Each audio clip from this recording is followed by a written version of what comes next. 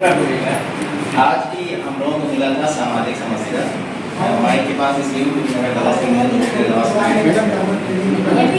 सामाजिक समस्या में हम लोग सबसे ज़्यादा समस्या देखते हैं लैंगिक असमानता है। जहाँ तक कि देखा जाए आज की परिस्थिति में लैंगिक असमानता कम हुई है, पहले से बहुत कम हुई है। लेकिन आज भी अगर किसी के दो बच्चे हैं, लड़का और एक लड़की, तो उसके माँ बाप अगर बहुत ज़्यादा एक्टिव है तब वो उनकी बात नहीं है, लेकिन फिर भी कहीं ना कहीं आप में से ही, हम में से ही, अगर लड़की लड़का दोनों बड़े होते हैं तो उनके बाद अगर उनको कहीं अच्छी यूनिवर्सिटी में जैसे कहीं दूर भेजना है तो लड़के को प्रेफर करते हैं, लड़की को प्रेफर नहीं करते। जहाँ तक माँ बाप की बात होती है, वो छोटी बच्ची है तभी से वो सोचने लगते हैं मुझे बच्ची की शादी करनी है, उसके लिए पैसे जुटाने हैं। जबकि बेटे के लिए ऐसा वो नहीं सोचते हैं, उनके लिए यही सोचते हैं कि हमें पैसा बचाना है उसको पढ़ाने के लिए। आज कोई भी, आज के समाज में कोई भी ये नहीं सोचता कि एक लड़की अपने दम पर अगर खड़ी है तो ससुराल जाती है, ससुराल जाने के बाद कहीं अगर उसे बाई चांस कोई ऐसी समस्या से झेलनी पड़ जाए जहाँ पर वो अकेली पड़ जाए तो वो इस लायक नहीं होती है कि वो अपने समस्या से खुद ब खुद जूझ सके और उसको समाधान निकाल सके। वो अपना मायका देखती है या फिर अपने ससुराल के लोगों को देखती है कि मेरी कोई मदद करे।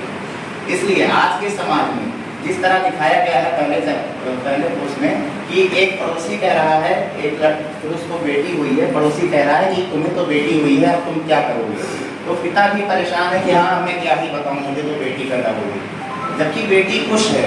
आप देखेंगे कि आपकी बेटी आपके बेटे से ज़्यादा आपका सहयोग देती है, और आप कहीं बाहर से आते हैं तो आपकी बेटी आपके लिए खाने लेकर खड़ी होती है, बेटा कहीं दूर ही होता है। फिर वही चीज़ दूसरी जगह पर बेटी थोड़ी बड़ी होती है और बेटा कॉलेज जाने के लिए बात करता है, लेकिन बेटी बात करती है, बेटा पापा उसके कॉलेज जाने के लिए बेटे के लिए तो तैयार है, लेकिन बेटी के लिए उसको कहते हैं तुम भी सहयोग करो, उसके घर में ना करो। फिर बेटी आगे पढ़कर जॉब करना चाहती है, लेकिन माँ बाप दोनों के मन में एक ही बात है कि बेटी की शादी करनी है, नहीं तो समाज क्या करेगा। जहाँ तक देखा जाए समाज हमारे लिए बहुत जरूरी है, लेकिन समाज कहीं ना कहीं हमको पीछे भी धकेलता है चार बातें करके।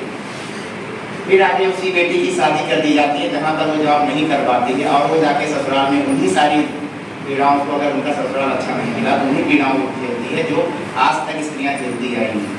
जबकि गलती उसकी कहीं कोई नहीं थी, बस उसने एक बेटी बनकर जन्म लिया था, और ये असमानता उसे कहाँ से कहाँ तक ले आई। यही हमारे समाज में जो उसका समाधान है कि बेटी और बेटे को एक साथ रखें। अगर बेटा कहीं पर किसी चीज़ के लिए प्रश्न कर सकता है तो उसी प्रश्न को उठाने के लिए बेटी का भी उतना ही अधिकार है, दोनों ही बराबर है। इसीलिए स्त्री पुरुष ईश्वर की अनुपम कृति, असमानता रखकर ना करो